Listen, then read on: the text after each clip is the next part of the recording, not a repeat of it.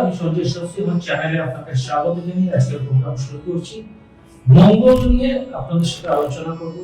মঙ্গল কথাটার মধ্যে একটা পজিটিভ ভাইব্রেশনস আছে, কিন্তু যত কাজ দেখবেন সমস্ত কিন্তু ম্যাক্সিমামটাই নেগেটিভ।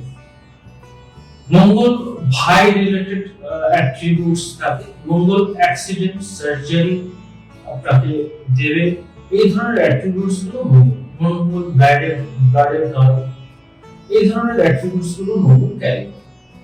যখনই দেখবেন এই মঙ্গল আপনার অগ্নিতত্ত্ব রাশিতে থাকে, অগ্নিতত্ত্ব রাশি প্ল্যানেট, এ কিন্তু নিজের একটা আলাদা একটা টেম্পর এই প্ল্যানেটের আছে।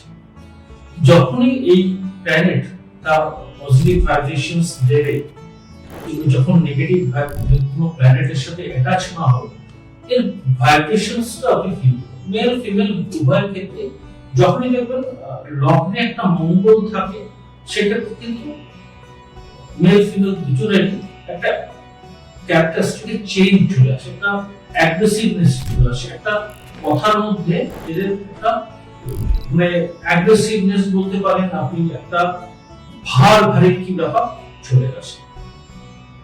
এবার যে কোনো জায়গায় বিবাদ যদি হয়, সেখানে আপনি যদি প্রেজেন্স থাকেন, সেই মঙ্গলের অ্যাট্রিবিউটস গুলো আপনার মধ্যে ওয়ার্ক করা শুরু করবে।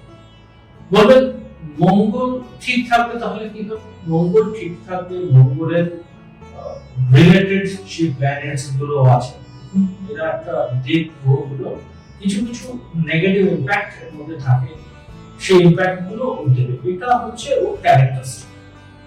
যদি অগ্নি রাশিতে আপনার থাকে, সেক্ষেত্রে আমার আগের ভিডিওতে আপনারা দেখেছেন মন্দিরে প্রদীপ জ্বালানো, সেক্ষেত্রে মাটির প্রদীপ দেবেন, পোড়া মাটির যে প্রদীপগুলো হয় সেগুলোকে ব্যবহার করবেন।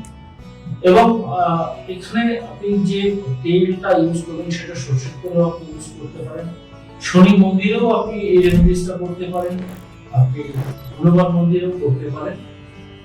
বিশেষত যে আপনি প্রদীপ জ্বালাবেন কিংবা মোমবাতি জ্বালাবেন, সেটা ভাব রাশি করে জ্বালাবেন। আপনার অগ্নিতত্ত্ব থাকে ও একে থাকলে একটা প্রদীপ একদিন, যদি শনি আপনার মঙ্গল আপনার পঞ্চম ভাবে থাকে তাহলে 5 দিন আপনাকে